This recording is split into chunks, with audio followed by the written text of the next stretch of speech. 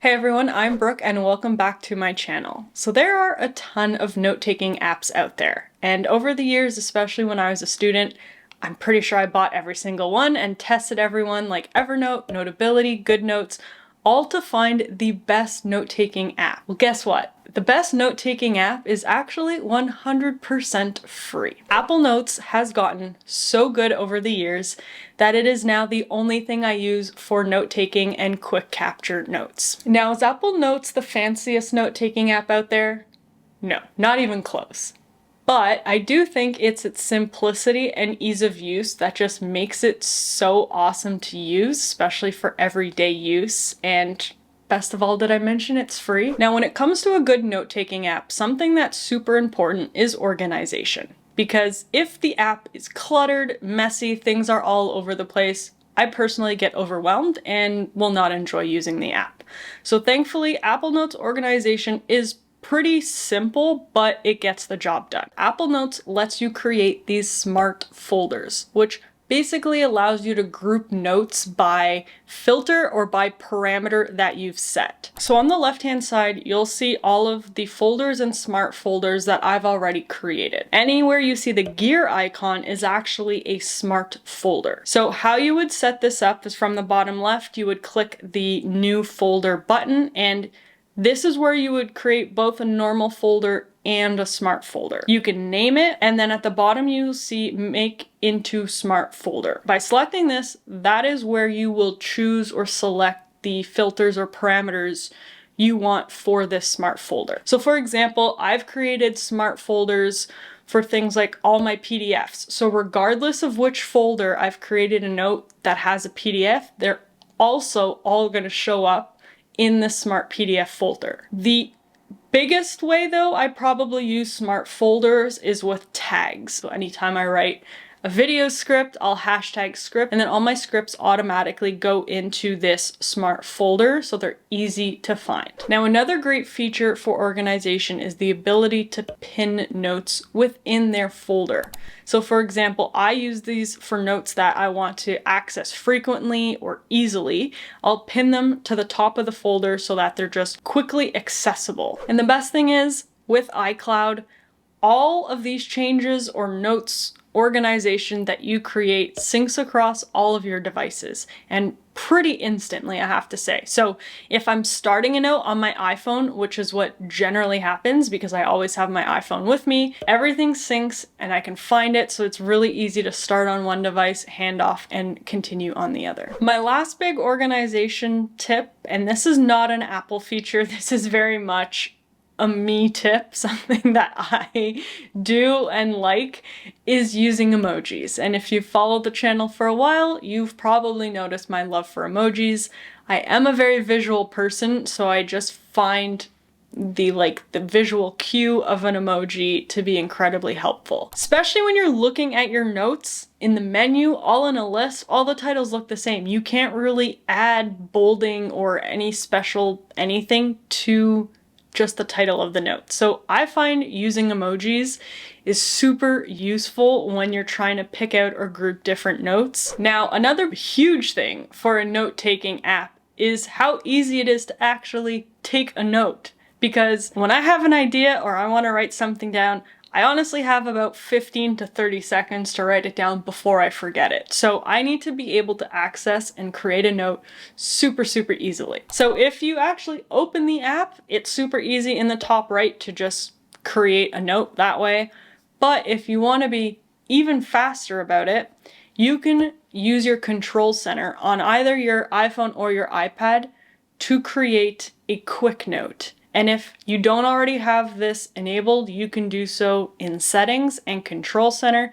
It's super easy to add quick note as an option. And then when it comes to actually writing the note, you have all the formatting options you need. Nothing too fancy or too crazy, but all the essentials. So things like adding a header, bolding, underlining, strike through, indenting. You can create bulleted lists, numbered lists. Again, all the basics. But you can also do things like create a checklist super easy, or even creating a table. Now this next one is something I've come across actually fairly recently, but I've been absolutely loving, and that is the ability to change the background of the page. And what I mean by that is if you press the 3 dots in the top right, you'll see lines and grids. And by pressing that, you can actually change the style of the page. So when I'm on my iPad using my Apple Pencil, sometimes I really just feel like writing out a note as opposed to typing it. So I'll choose the lines as opposed to a blank page so that when I'm writing out by hand, it's way straighter and neater than if it was a free-for-all. And then if you're doing something, maybe writing math formulas or charting something out, you have a graph paper option. If I was a student, I'd be using this all the time in class. I do find the iPad Apple Pencil combo is awesome for notes. I will say though that writing with a pencil on the glass of the iPad is not the smoothest experience. Like the glass is definitely a little bit slippery. So I've come across this brand called Paperlike, which make a screen protector for the iPad that is a little bit grippier and paper-like is their whole thing. So it makes that experience, that writing experience, a little bit better, a little bit smoother. And then they also have more recently introduced these Apple Pencil grips. So it just makes it a little bit more comfortable to write with the pencil, especially for longer periods of time. And I'll add links for the screen protector and the pencil grips down below. Now this one's a bit of a hidden feature. So anytime you need to draw a shape, whether you're using your finger or you're using an Apple Pencil. I personally am not an artist, will never claim to be an artist. So when I try to draw a shape, my circles, the lines don't touch, it looks more like an oval, whatever, it's not pretty. So a hidden feature to just clean this up a little bit is after you've drawn the shape, you can hold it until it highlights, and then you'll see an option snap to shape. When you click snap to shape, it'll turn my imperfect circle into a perfect circle, or it'll turn my pathetic attempt at a square into a perfect square. So that's just a nice little feature that helps keep your notes clean and orderly. I also think the searchability and the privacy of note-taking helps make an app really great. And the search function in Apple Notes is incredibly powerful. So it'll give you a list of suggested searches, which are very useful and awesome, but it can do way more. Remember those emojis I mentioned I like to use in the titles of my notes?